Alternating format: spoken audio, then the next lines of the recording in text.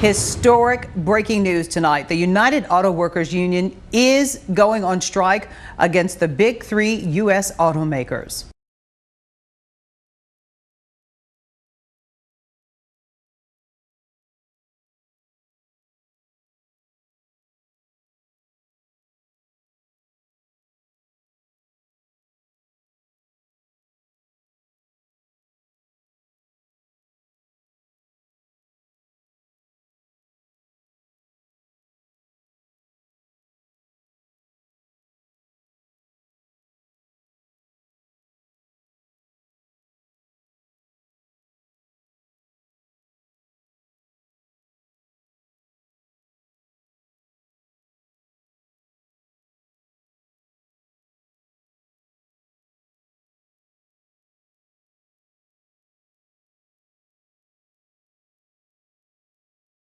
They could double our wages and not raise car prices and still make billions of dollars in profit.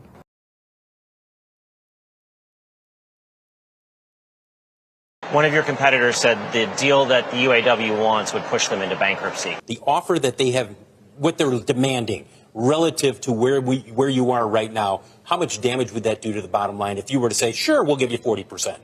If we signed up for the UAW's request, instead of making money and distributing $75,000 in profit sharing in the last 10 years, we would have lost $15 billion and gone bankrupt by now. There's no way we can be sustainable as a company. That's why we put our proposal in 2 weeks ago to say, look, you want us to choose bankruptcy over supporting our workers? Can GM be successful if you met all their demands? No.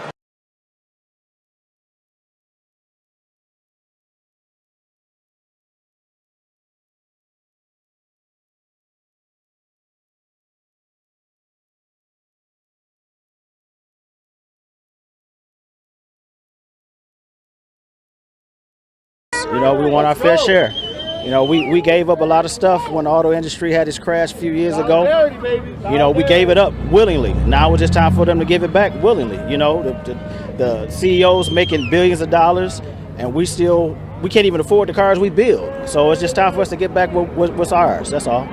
Since 2008, we gave up everything. They came inside the plant. They asked us to give up to help the company not go in bankruptcy. We did that. They put everything on pause. Now it's time for them to unpause it and give us back everything that we gave up. No one wants a strike. Bottom line is that auto workers help create America's middle class.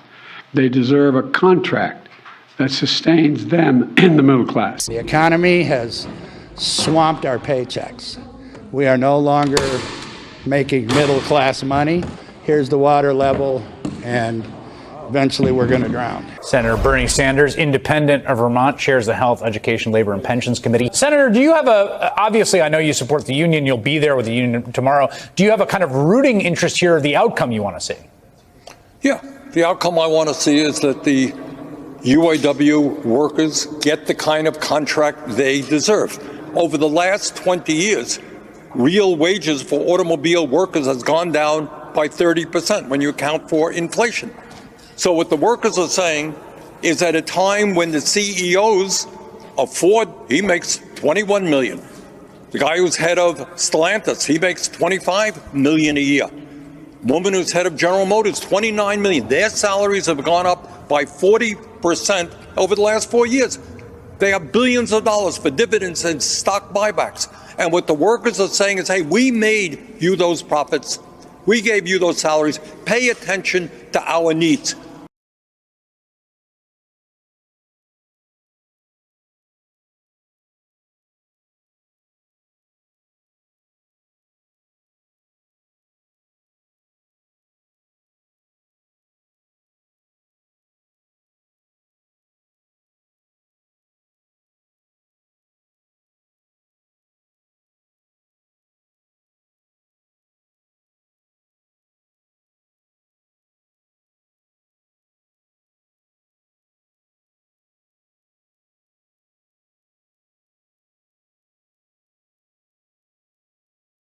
I want to play this clip that got a lot of play. It sort of went viral. It's a sort of random clip because it's just an Australian property developer. But what he's articulating at this conference with other property developers is a view that I think a lot of people in management or ownership at least have about exactly this awakening that's happened post-COVID, right? That people have this sort of idea that, like, they want to be treated with dignity, they want fairness. This is him saying we need unemployment to rise to knock the arrogance out of these workers. Take a listen.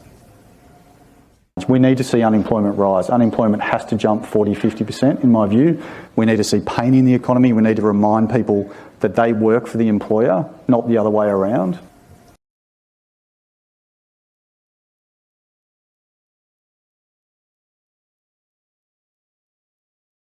We need to remind people they work for the employer, not the other way around. What do you think of that? I think it's disgusting. And it's, hard to believe that you have that kind of mentality among the ruling class in the year 2023. This is the richest country in the history of the world, and yet we still have 60% of our people living paycheck to paycheck. People can't afford housing. People can't afford health care. They can't afford childcare. They can't afford to send their kids to college. And what these guys are saying, hey, this is all great. Working class is in disarray. Let's have more unemployment. We can get richer and richer, make them more and more desperate. That is the kind of greed and arrogance that the UAW and unions all over this country are standing up to. I applaud them, and I would hope that all of us as Americans stand with the UAW in their struggle. They want to scare the American people into thinking the auto workers are the problem. We're not the problem. Corporate greed is the problem.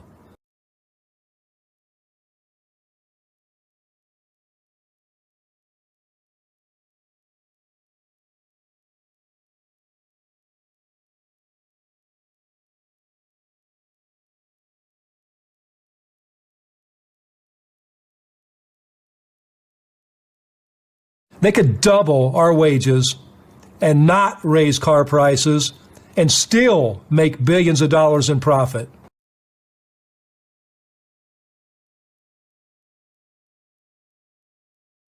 One of your competitors said the deal that the UAW wants would push them into bankruptcy. Can GM be successful if you met all their demands? Actually, no. The demands, which has been said, and we said, for the life of the contract, the initial demands were over $100 billion. The average pay would be nearly $300,000 fully fringed for a 4-day work week. There is no way. Per employee, per UAW employee. Yeah.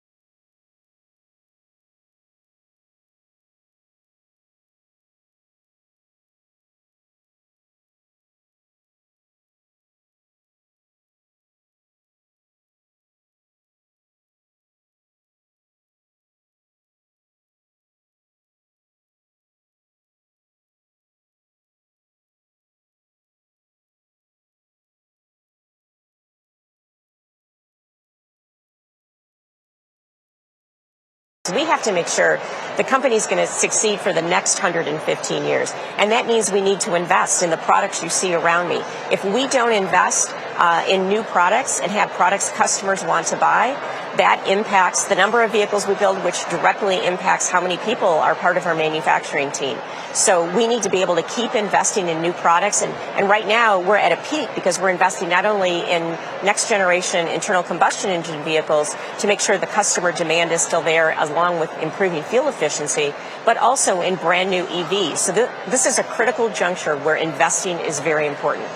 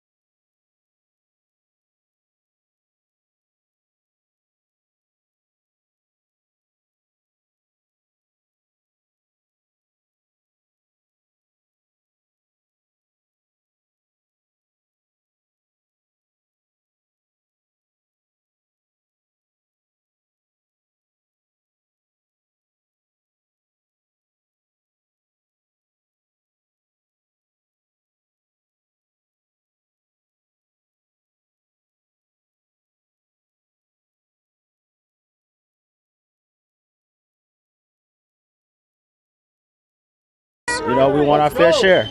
You know, we gave up a lot of stuff when the auto industry had its crash a few years ago. You know, we gave it up willingly. Now it's just time for them to give it back willingly, you know.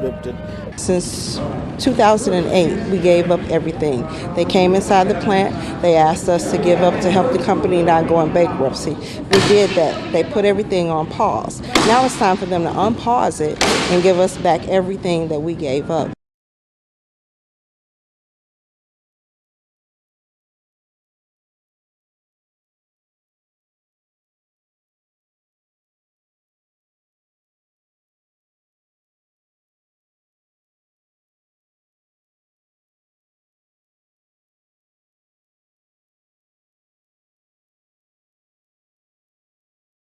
Well, what do you think the lesson? I mean, we're now, 15 years on from the financial crisis, but the lesson of the failure of General Motors during that period and just the challenge and struggle that so many of the other Detroit automakers went through as it relates to the way the union thinks about these things today? Well, if you look at their demands, it's literally they want to claw back literally all the benefits they had prior to the bankruptcy of GM and Chrysler. It's almost going back to the 20th century benefits they've had. But, you know, I think on the automaker side, there is no appetite, zero appetite to add some of these structural costs like pension and healthcare benefit improvements, things of that nature. Because many of the leaders that are sitting in the C-suites right now in the Detroit Three lived through the Great Recession, and some of them lived through the bankruptcies at GM and Chrysler, and they don't want to go back there because that was the lesson learned. And, you know, there's that old saying, history doesn't repeat itself, but it often rhymes. And if we go back to some of these benefits, you could see that happen sometime in the future if the OEMs are not competitive versus, you know, their foreign-owned non-union competitors and Tesla, which, you know, have a lower all-in wage rate.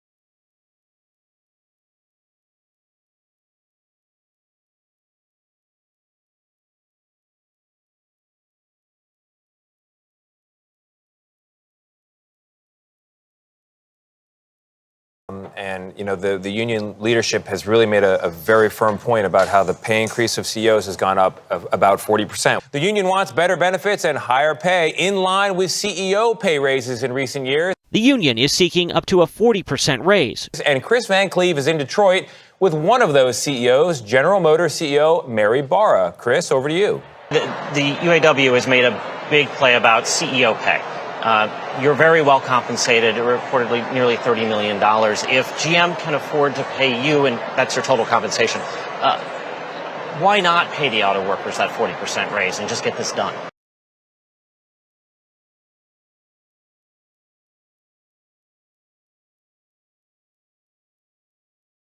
The billionaire class has been taking everything, and the working class has been left scraping paycheck to paycheck, just trying to survive.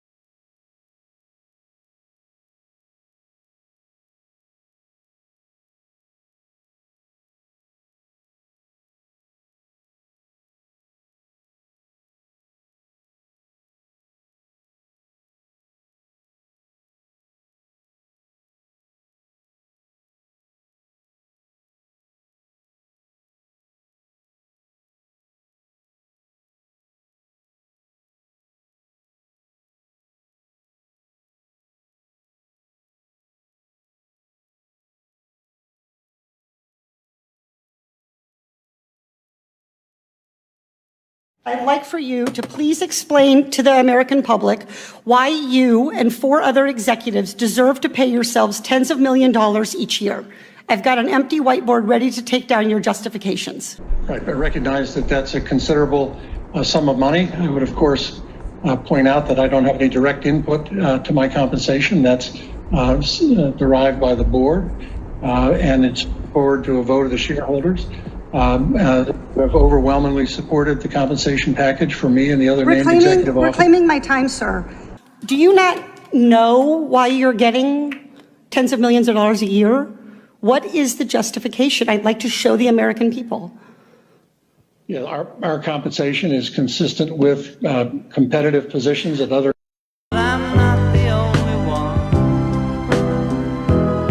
The other guy gets paid too much too isn't a justification.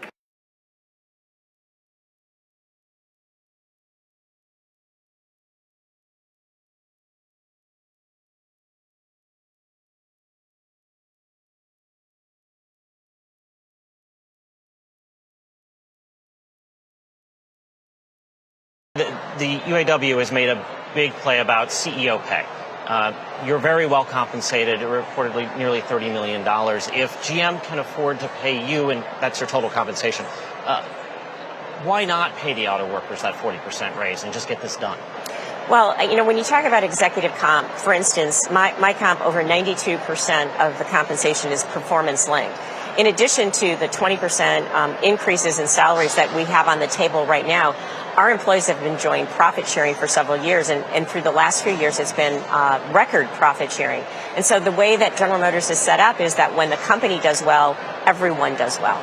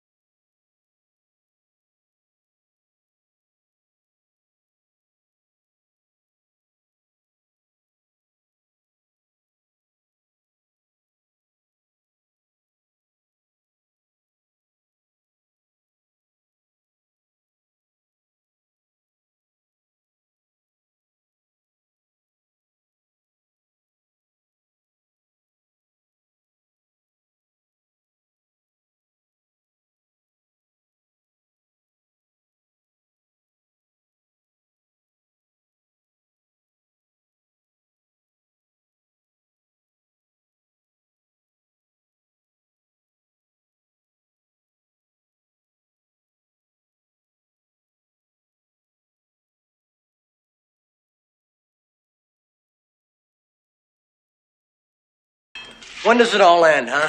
How much is enough? How many yachts can you water ski behind?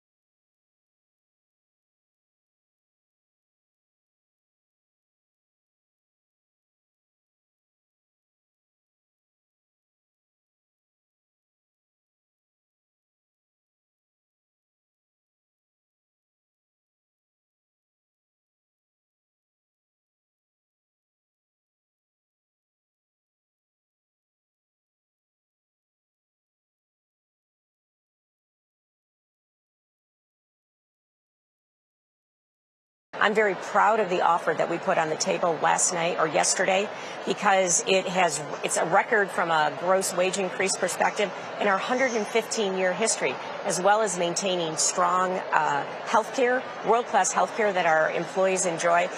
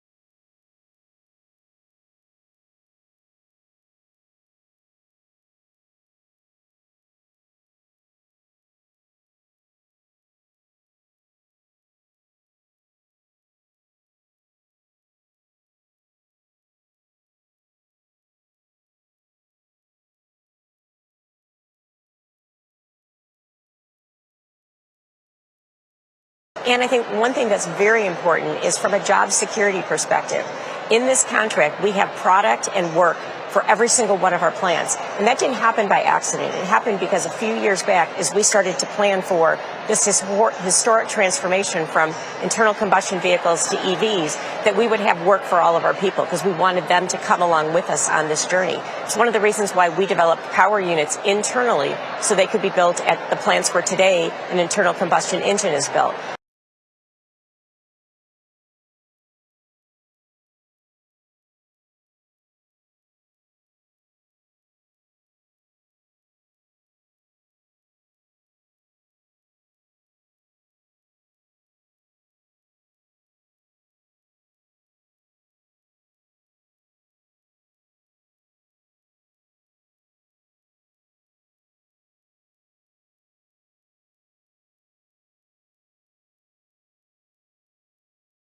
The average pay would be nearly $300,000 fully fringed for a 4-day work week.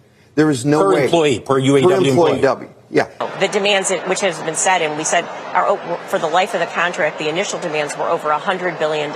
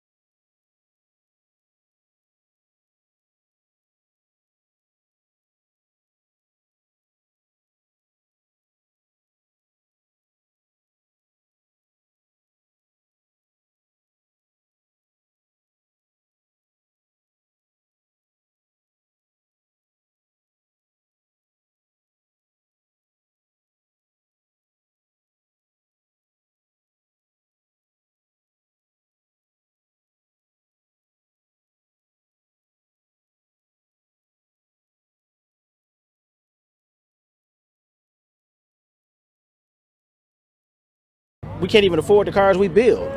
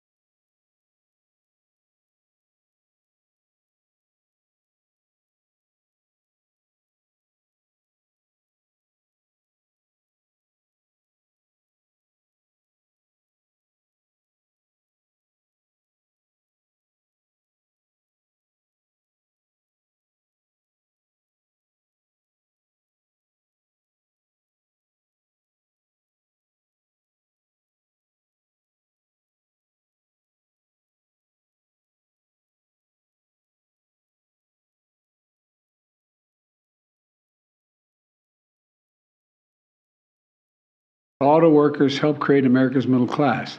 They deserve a contract that sustains them in the middle class.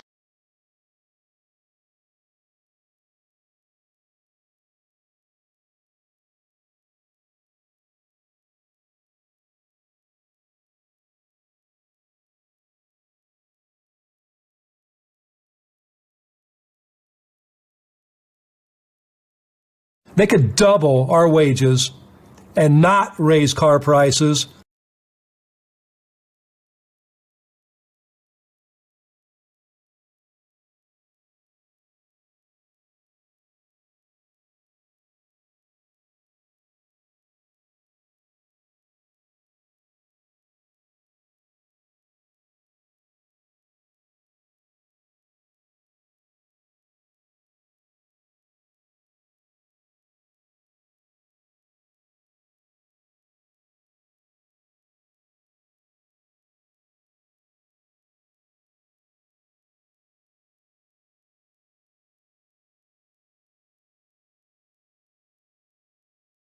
This is our fully tenured school teacher in the U.S. makes $66,000. Someone from the military or fireman makes mid $50,000. This is 4 or 5 times, 6 times what they make.